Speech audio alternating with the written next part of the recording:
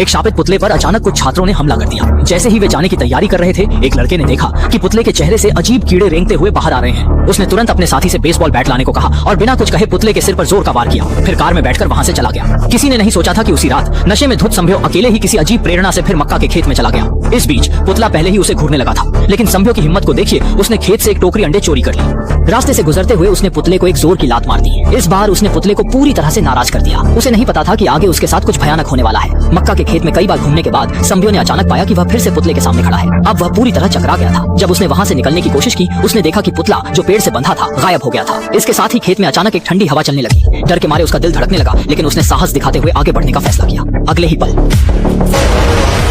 यह देखकर संभ्यो इतना डर गया कि वह लगभग मौके पर ही मर जाता। उसके प्रतिक्रिया देने से पहले पुतला चमत्कारिक रूप से जी उठा।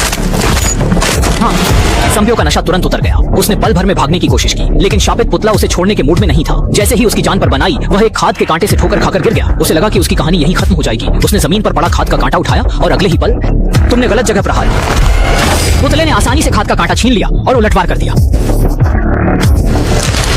हैरानी की बात यह थी कि संभ्यो को कोई खून नहीं बहा, लेकिन उसके शरीर पर अचानक पुआल उगने लगा। खतरनाक पल में वह डरावने मक्का के खेत से बाहर निकल गया, लेकिन अब बहुत देर हो चुकी थी। इसके बाद अधिक डरावनी घटना घटी। उसके मुंह से तेजी से एक पुआल का गुच्छा बाहर निकल आया। उसके चेहरे को आंखों के सामने ही बदलते हुए देखा गया। उसके बाएं हाथ की त्वचा पुआल द्वारा छेद दी गई। पूरी तरह से चकराए हुए वह कुछ समझ नहीं पाया। अगले ही पल सुबह हो गई। दो छात्र खेत में खेल रहे थे।